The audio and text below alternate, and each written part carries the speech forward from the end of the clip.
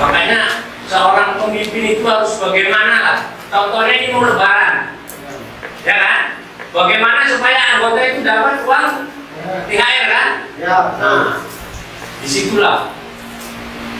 Jadi kita harus berpikir sebagai pemimpin, bagaimana anggota itu supaya dapat THR walaupun kita tidak mendapat. Jadi selama ini ya Bapak harus berpikir begitu.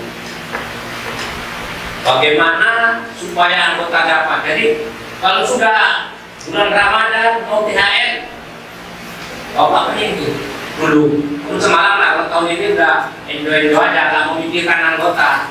Dari mana dapat untuk mengasih THR kepada anggota? Jangan pula kita rezeki anggota kita ambil. Apa penyebab dia? Serius nggak dia di bidang pramuka? Berarti dia ikut-ikutan kan? Nah, jadi kalau sudah ikut-ikutan, kita memberi arahan gimana? Kau serius nggak dalam mengikuti kepramukaan? Kalau hanya ikut-ikutan, itu susah untuk dunia. Sudah kita nasihati nggak bisa, ya kita binasakan aja. Nah, ya kan? Setuju? Jangan gara-gara dia rusak semua. Nah, begitu juga kita ini serius nggak dalam mengikuti pelatihan? Ya kan? Jangan gara-gara satu rusak semua. Tadi kan udah arahan dari Pak Suryani tadi kan, yang mau ke Bandung nanti bisa didiskusikan, diinformasikan. Yang penting dari kemampuan juga dari disebut pramuka. Jadi ada satu orang yang dia ini susah bilang. Kita udah melakukan banyak cara. Saya habis benar-benar biar ada orang banyak cara untuk mendidik dia biar dia itu bagus, cuma dia ini ngelawan. Memang makanya itu nggak bisa dibilangin, terus sepertinya dia nggak bisa dibilang. Itu gimana teman-teman? Mantap. Kamu nggak pastinya Pak? bawahan. Komunikasi berlangsung dua arah. Kita bisa berkomunikasi, nah kan? Apa sih hambatan, apa kendala anggota kita? Misalnya dalam usaha perbengkelan, ini kok nggak bisa hidup mesinnya, atau businya, atau apanya? Bawahan diberi kesempatan untuk berprakasa dan menyampaikan saran. Jadi bisa juga bawahan itu menyampaikan saran. Kayak buat kalian. Keuntungannya Pak? Keuntungannya, nih, pokoknya tekan untung. NPWP nomor pokok wajib pajak, ya kan? Sebagai motivasi. Kamu buka bengkel, ya kan? Rupanya di sebelah bengkel kamu di daerah situ itu ada perusahaan.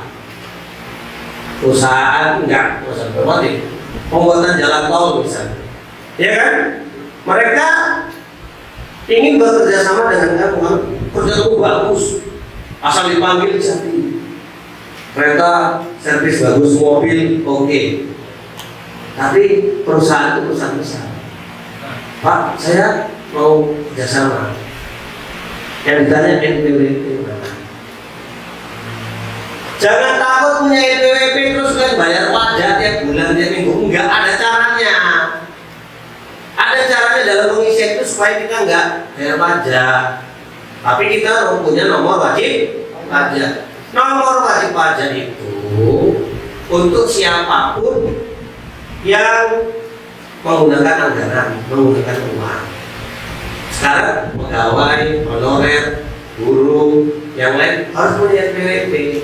Sebagai kita ini memang wajib pajak. Walaupun nggak mesti bayar pajak ya, jangan takut, gampang.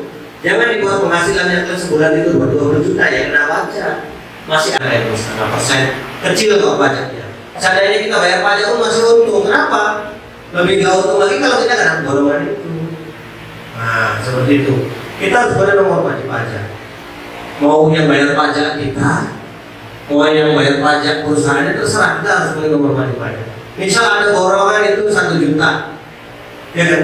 Misal borongannya itu 2 juta, modalnya 1,5 juta, ya kan?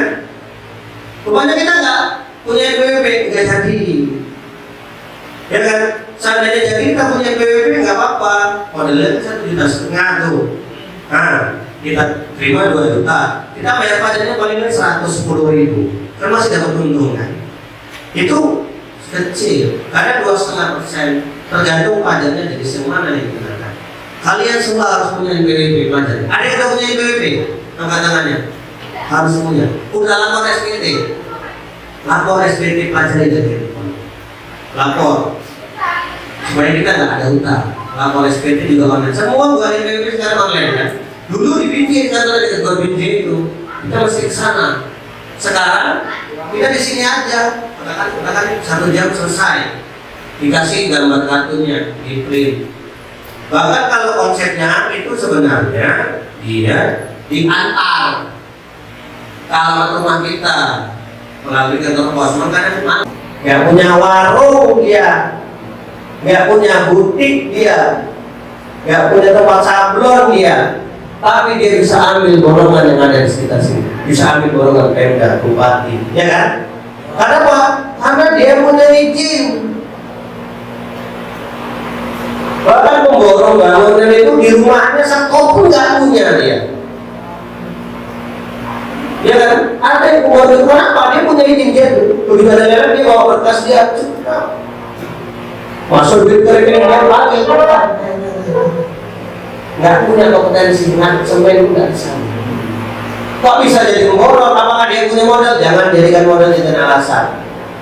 Legalitas. Ya, PR buat kalian.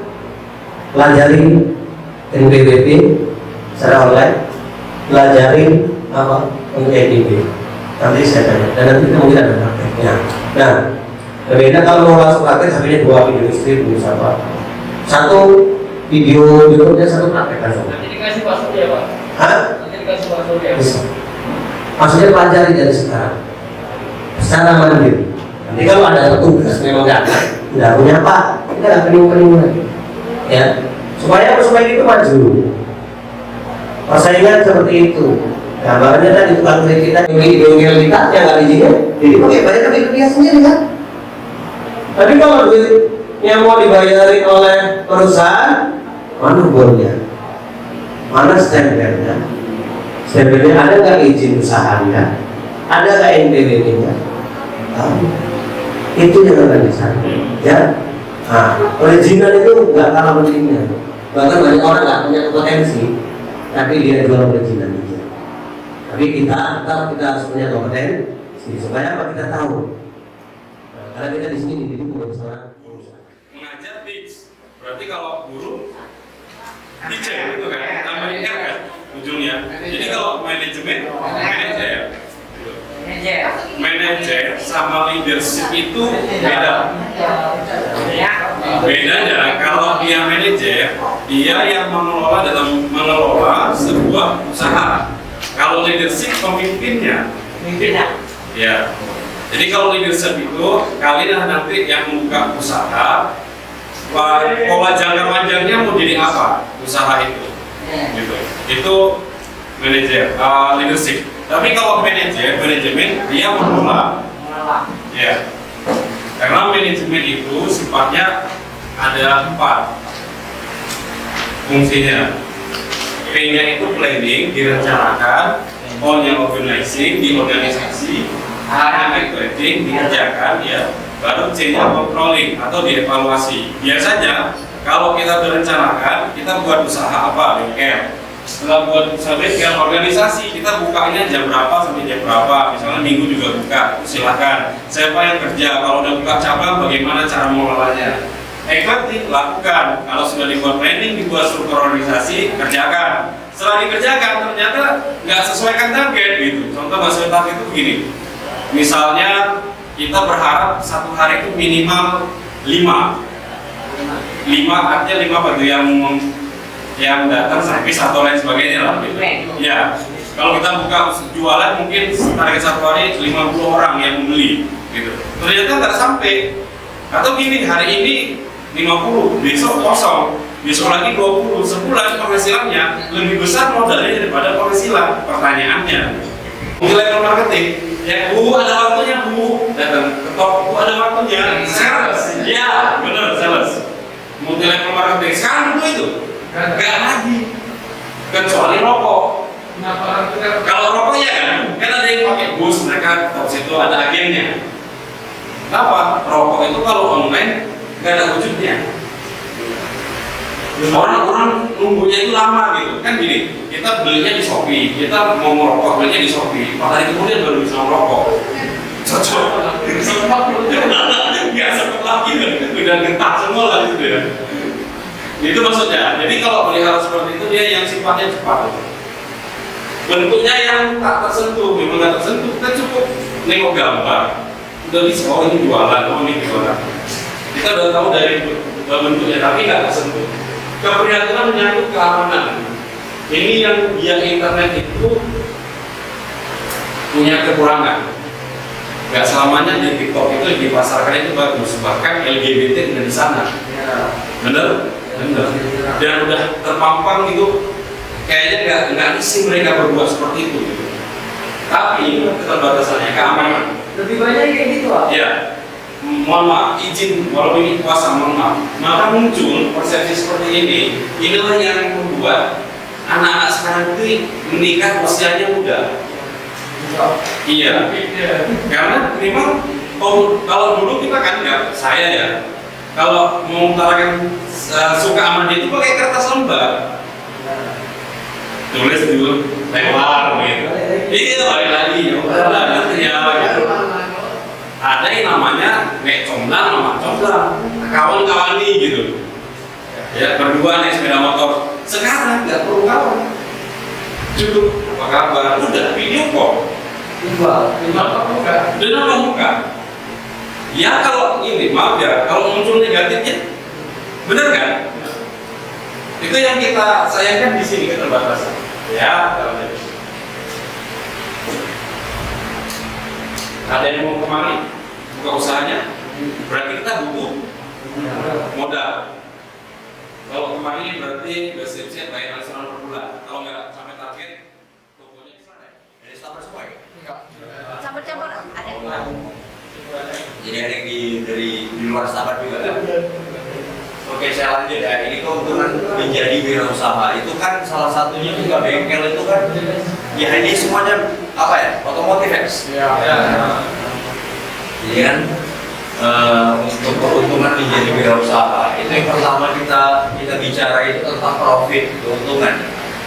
Setelah kita tahu itu apa keuntungan, dari mana keuntungan itu kita dapat, baru kita bisa bahas tentang independen, bebas, merdeka dan mandiri. Jadi kita itu harus tahu passion kita di mana gitu. Kita harus tahu dijalanin bisnis kita tuh seperti apa gitu.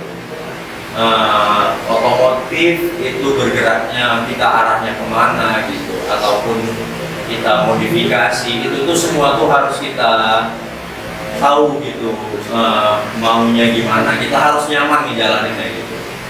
Itu profit, keuntungan, independen, bebas, merdeka dan mandiri gitu. Satisfying way of life, keputusan hidup. Jadi kita mau sampai di titik mana nih usaha kita gitu, atau kita mau berhenti kita udah lihat lah gitu, bengkel yang kita lihat itu sekedar menyediakan spare part gitu, itu aja udah profitnya udah menguntungkan kan gitu. Jadi kita tuh ada tahap-tahapannya gitu. Kita nih mau keputusan hidup kita nih mau sampai mana gitu, atau kita mau berkembang lagi gitu. Jadi semuanya harus dipikirkan dalam menjalani usaha gitu. Jadi ada prosesnya yang harus dipahami dulu ya. Jalannya oke, itu bisa langsung keluar angkanya maksimal. Itu pinjamannya mulai dari 1 juta sampai 10 juta. Jadi dia dalam 12 bulan kalau pinjamannya itu 10 juta, per bulannya itu 847.000. Keberatan? tergantung penghasilan. Nah, tergantung penghasilan nih. Kita mampunya, kita yang tahu penghasilan kita berapa. Kita yang tahu mampu bayar kita berapa gitu. Kalau kita nggak sanggup bayarnya, kita bisa ngambil 18, 24 atau 36. Itu 3 tahun. Kalau dia 10 juta ngambilnya jangka tahunnya itu panjang kali itu ngapain gitu. Kita cuma pinjam 10 juta, kita buka bisnis, toh 3 tahun kita baru selesaikan 10 juta ini gak besar gitu. Kita ngapain ngambil jangka waktu yang terlalu panjang? Lebih baik kita pinjam di 5 juta, ngambilnya setahun gitu. Jadi kita maksimalkan gitu. Setelah selesai setahun kita pinjam lagi gitu. Jadi kita 10 juta itu harusnya bisa dimanfaatkan dengan baik lah gitu. Karena itu kalau buka bengkel berarti ini yang mau kita buka nanti bengkelnya servis gitu ya. Servis yang teori gitu ya, standar. Harusnya cukup sih 10 juta. Nggak usah kalau mau ngambil resiko banyak-banyak kan nanti toh ujung-ujungnya nggak bisa kita maksimalkan gitu.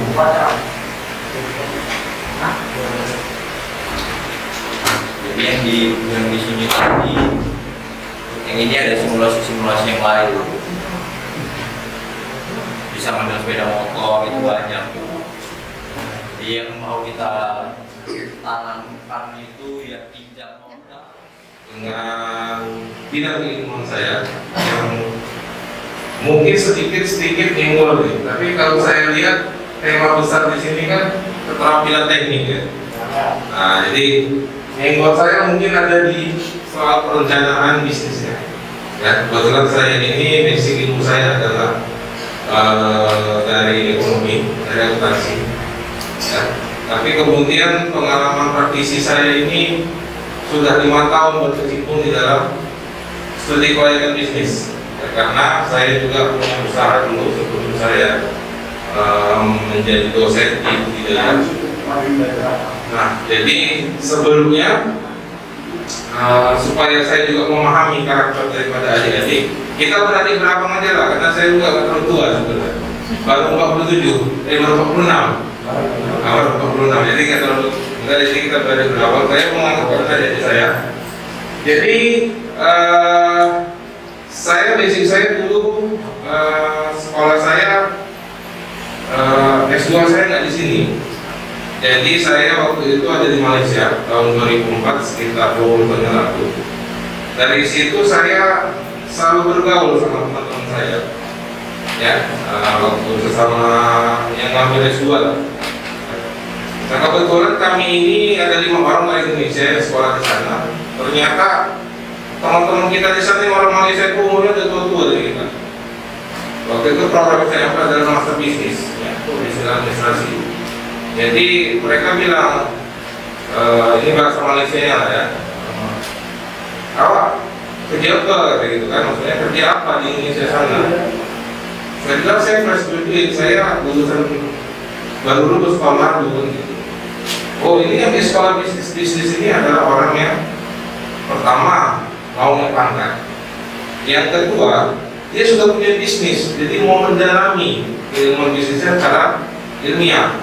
Jadi makanya sudah tua-tua, udah dari kota-kota yang emak-emak istri anak udah 3 dan 4. Nah, jadi pemikiran saya waktu itu, oh ternyata saya salah terus sekolah, karena yang namanya fresh graduate itu bukan ini sekolahnya. Itu, nah ini orang baru dari saya, tapi kurangnya ada kayak ini. Saya nggak apa ya? Nggak apa. Nah, perencanaan usaha, jadi semua itu memang direncanakan ya. Kelahiran aja ketika kita datang ke bumi ini pun kita juga udah direncanakan sama orang tua kita. Ya, mau walaupun kita belum tahu kita itu anak perempuan atau laki-laki, ya kita lahir ya, tapi orang tua kita sudah direncanakan. Artinya dari sistem terkecil yang sangat alami, yang manusia itu sudah merencanakan. Ya, walaupun kalau kita dalam orang yang beragama, ya kan, bukan kita menentukan, kan gitu. Ada kekuatan lain yang menentukan. Nah, perencanaan usaha ya erat kaitannya dengan kalau bahasa anak-anak SMP SMA orek-orek ya, harus kita buat orek-oreknya skemanya ya. Tapi yang paling penting sebetulnya orek-orek itu apa ya? Orek-orek itu adalah ide kita, apa yang mau kita hasilkan, apa yang terbesit dalam pikiran kita, itu yang kita orek-orek. Kenapa? Supaya enggak.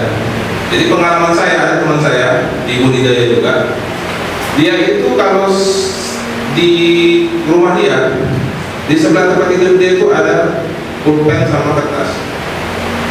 Nah, jadi dia bangun tengah malam katanya, dia tulis jam berapa misalnya 1:45, dia tulis apa ide dia. Karena orangnya udah 57 tahun, jadi kenapa abang buat kayak gitu lain kan gitu kan? Karena abang bisa lupa. Jadi kenapa mau saya buat kertas supaya apa yang Jadi saat ini kami fokus di Setabat ini khusus untuk menangani pembiayaan KUR, karena Pak Presiden Jokowi memberikan target kepada syariah itu, bank syariah sebanyak 4 triliun rupiah. Jadi kami fokus untuk menyalurkan pembiayaan KUR untuk membantu perekonomian UMKM, di mana KUR itu sendiri marginnya sangat kecil, 0,2. Jadi kalau adik-adik nanti setelah selesai dari sini itu sangat membantu, karena bagi hasilnya yang kami dapatkan kalau pinjam 25 juta itu paling cuma 2 juta lebih lah gitu dalam 3 tahun, ringan dalam pembayaran angsuran.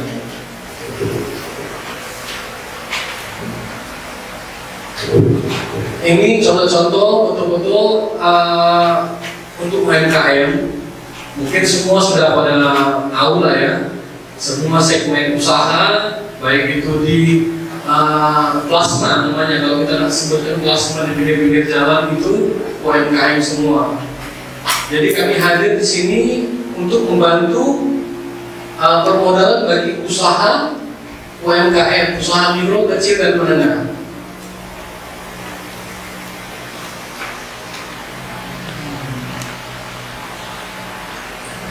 Tantangan perekonomian nasional untuk saat ini ada dari internal dan eksternal. Internal itu masalah-masalah yang timbul di dalam negeri. Contohnya COVID kemarin sebenarnya masalah eksternal tapi menjadi internal. Kalau eksternal masalah-masalah yang datang dari luar negeri. Contohnya saat ini yang terbaru, bank di Amerika Serikat itu ada 3 yang mengalami kolap. Itu nanti bakal merambat ke Indonesia. Tapi itu saat ini belum. Tapi sudah perlu diantisipasi. Ini beberapa hal penting yang menjadi pelajaran dari krisis ekonomi 98. Karena kan nanti kan setelah dari sini diharapkan plan itu bisa menjadi pelaku-pelaku UMKM, pelaku-pelaku usaha. Jadi ini yang perlu diperhatikan agar jangan sampai usaha kalian itu bisa kolap atau tutup. Pembangunan ekonomi yang tidak berbasis pada kekuatan sendiri. Saya rasa kalau kalian nanti setelah mendapatkan skill dari sini pasti sudah memiliki kemampuan sendiri untuk membuka usaha, kemampuan sendiri. Pendekatan yang serba sentralistik, seragam dan hanya berpusat pada pemerintah. Ini salah satu contoh kalau di Setabat ini, kalau ada orang Setabat pasti tahu. Ketika ada orang membuka usaha, seragam semua itu. Contohnya buka ayam geprek semua, benar kan? Itu sebenarnya tidak bagus, karena orang gampang bosan. Orang buka yang terbaru sekarang itu makanan yang dari Bandung itu, yang kerupuk apa itu namanya? Cireng, semua buka cireng. Terus yang apa lagi kerupuk yang dimasak? Seblak, semua buka seblak, sama semua. Kita juga memilih makanan itu dari sana sini semua. Orang jualan misop semuanya, ya kan? Tapi tetap saja kita merasakan itu aja gitu. Seragam. orang nggak mau bosan. Ini kegiatan ini selesai, dan terjun ke masyarakat, membuka usaha, menghasilkan nilai tambah. Jadi dengan usaha yang kita buat hari ini, semoga menjadi jalan yang sukses di masa depan. Mungkin itu aja yang bisa saya sampaikan. Assalamualaikum warahmatullahi wabarakatuh. Jadi suatu perusahaan itu yang paling penting adalah menyampaikan laporan keuangan. Apa sih laporan keuangan itu? Yang termasuk dalam laporan keuangan itu ialah laporan laba rugi. Jadi di mana kita itu dapat rugi atau laba. Jadi laporan laba rugi adalah laporan yang berisi informasi tentang pemasukan, pendapatan dan pengeluaran biaya dari transaksi keuangan suatu perusahaan dagang dalam suatu periode tertentu dan berfungsi untuk mengetahui laba rugi yang diterima perusahaan dalam periode tertentu. Jadi yang biasanya itu setahun sekali untuk laporan laba rugi. Laporan perubahan modal. Laporan perubahan modal adalah istilah tentang perubahan modal usaha-perusahaan yang terjadi selama periode tertentu dan merupakan pelengkap atas penyajian laporan keuangan secara keseluruhan. Laporan perubahan modal disusun ketika adanya kenaikan modal karena perusahaan menerima laba atau pengurangan modal karena perusahaan mengalami rugi sehingga dapat diketahui modal akhir. Jadi suatu modal itu mungkin kita dapat tambahan modal dari keuntungan sehingga modal itu berubah, atau modal kita mendapat kerugian sehingga modal itu menjadi rugi, berarti modal itu menjadi kurang. Kalau dia mendapat laba, modal kita bertambah banyak. Kalau rugi, modal kita bertambah sedikit. Jadi suatu perusahaan itu supaya lengkap pembukaannya itu adalah suatu neraca. Apa itu neraca? Neraca adalah laporan yang menunjukkan posisi keuangan perusahaan. Neraca adalah yang baru yang menyajikan data sebagai berikut, kan ada kasnya, bagaimana ada utang, ada pendapatan, sehingga dia balance antara debit dan kredit. Ya kan 38.500.000 di kredit pun 38.500.000. Salah satu contoh buku kas, ya kan, misalnya saldo kas bulan November 1.250.000. Itu adalah, kalau saldo berarti kan masuk dia di DP, dia suatu pemasukan. Pembelian dari anugerah motor, pembelian berarti uang kita keluar dari masuk ke kredit. Penjualan dan servis, penjualan dari barang kita berarti masuk dari konsumen itu kan membayar sehingga masuk uang 250.000. Jadi sampai tanggal 31 bulan 12 saldo di buku kas 1.400.000, sehingga terakhir balance antara DP dan kredit sama. Jadi buku di dalam keuangan, di dalam buku kas itu tersimpan uang 1.400.000. Jadi kalau ada misalnya dalam pembukuan itu yang paling penting seorang pemimpin atau seorang manajer dalam perusahaan itu harus mengetahui berapa uang di kas pada akhir bulan. Jadi yang paling penting sekali itu kalau bisa seminggu sekali, akhir pekan misalnya, itu kita harus mengetahui berapa kas, sehingga tidak tahu kita berapa uang kita ada di kas. Ya mungkin bagi seorang pemimpin perusahaan, misalnya adik-adik kan di bengkel, bisa ada uang dari kas itu terbelanja. Jadi kalau satu hari itu mungkin kita dapat 10 kereta, jadi dari hasil penjualan bisa dapat 100.000, dari hasil servis mungkin dapat 600.000.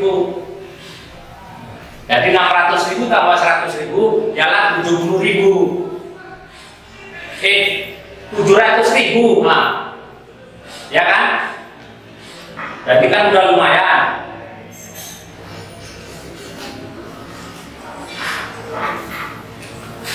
Mungkin sekian lagi ya kan? Kita jadi yang paling utama dalam perusahaan untuk laporan keuangan yang paling penting kita periksa pertama adalah buku kas. Jadi di mana penyelewengan itu terjadi? Kalau kita terus rutin kita periksa buku kas itu pasti tidak ada penyelewengan. Misalnya dalam menindaklanjuti karyawan kita atau staf kita yang ahli dalam keuangan, kita sebagai manajer atau kita sebagai pimpinan perusahaan harus setiap bulan sekali paling lama kita periksa buku kas.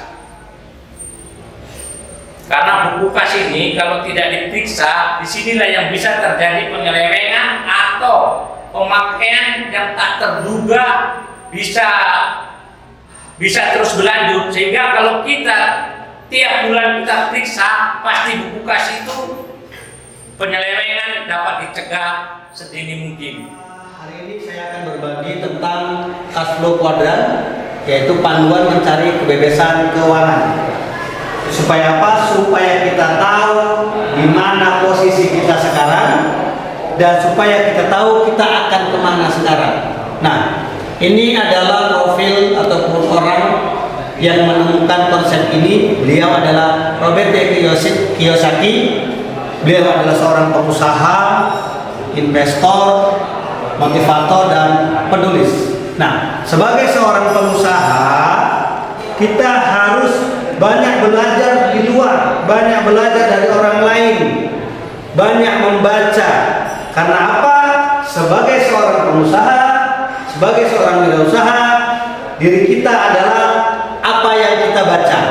Itulah diri kita. Makanya harus banyak-banyak membaca, melihat peluang, dan lain sebagainya. Baik.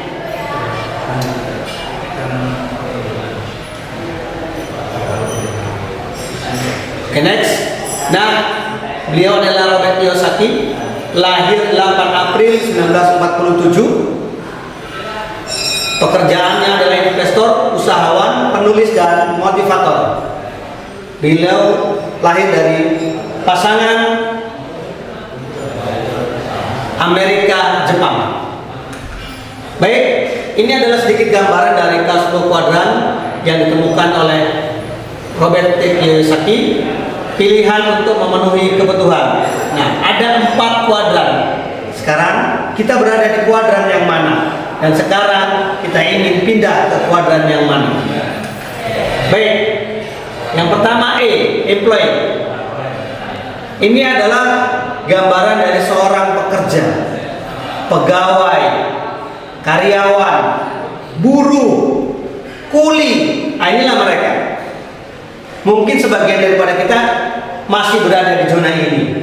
Ya, alasannya memilih yang ini adalah saya mencari pekerjaan yang aman, tidak berisiko rugi, di mana saya mendapatkan gaji tetap atau penghasilan tetap.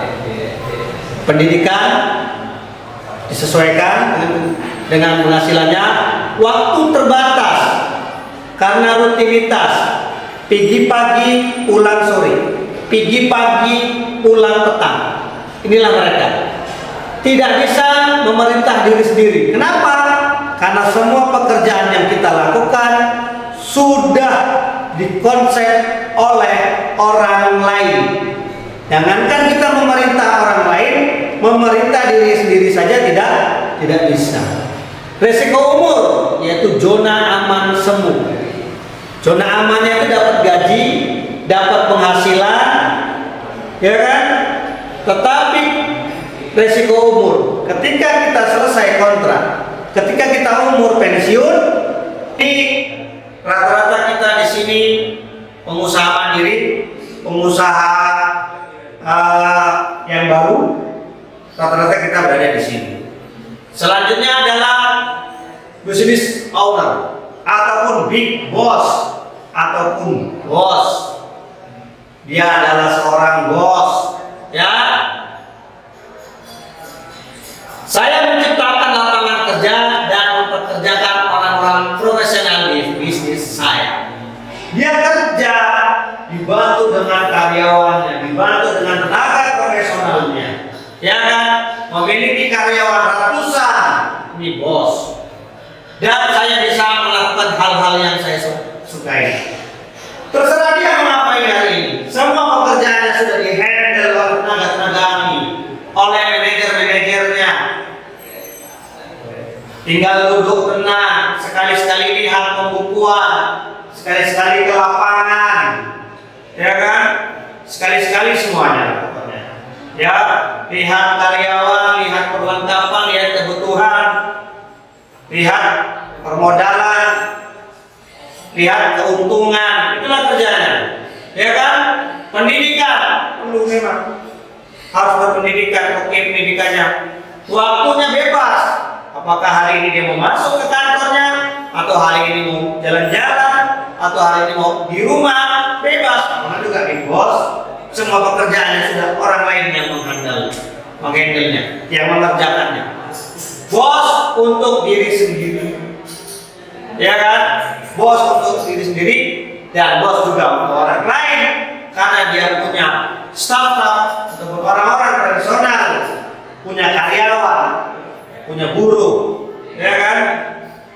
Tidak ada resiko umurnya 70, 80, selama dia masih hidup, dia masih bisa menikmati ini semua.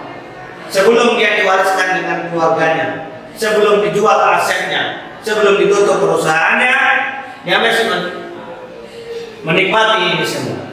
Selanjutnya adalah modal besar dan resiko tinggi. Jelas, modalnya besar. Sebagian besar resiko ditanggung oleh dirinya sendiri, ya. Tetapi finansialnya, secara finansial kebutuhan lebih kecil dari penghasilan. Jauh. Kebutuhan kita berapa sih sebulan? Kebutuhannya berapa sih sebulan? Penghasilannya bisa berlipat-lipat kali lipat, 10 kali lipat, 100 kali lipat. Kenapa? Bisnisnya sudah besar, ya kan? Sudah ditangani oleh para profesional, oleh manajer-manajer yang handal, oleh karyawan-karyawan yang rajin. Nah, setiap umat manusia menginginkan menjadi seorang pengusaha besar. Akan tetapi masalah tersebut adalah modal yang besar. Ini masalah klasik modal ini, ya. Ini masalah modal, masalah yang menjadi momok, yang menakutkan. Tetapi ingat, yang kuadran paling aman di mana uang yang bekerja untuk Anda. Investor adalah target impian kita. Ingat, keluar dari zona aman, karena itu adalah zona yang paling tidak aman. Meningkat, meningkat, meningkat. Seperti ini. Mungkin kita sekarang berada di zona employee, zonanya para karyawan, zonanya para pekerja. Ya kan? Time is money. Waktu adalah uang. Nggak ada waktu, nggak ada uang. Ya kan? Nah, selanjutnya saya employee. Ya kan? Waktu adalah uang. Bekerja keras kita, target kita. Kalau mau makan kita bekerja, kalau mau menabung kita bekerja. Ya kan? Yang selanjutnya adalah bisnis owner, big boss, pemilik usaha. Ya kan? Banyak karyawan, banyak uang. Makanya kalau jadi bos bukan hanya banyak karyawan, banyak usahanya, banyak cabangnya. Ini dia. Nah.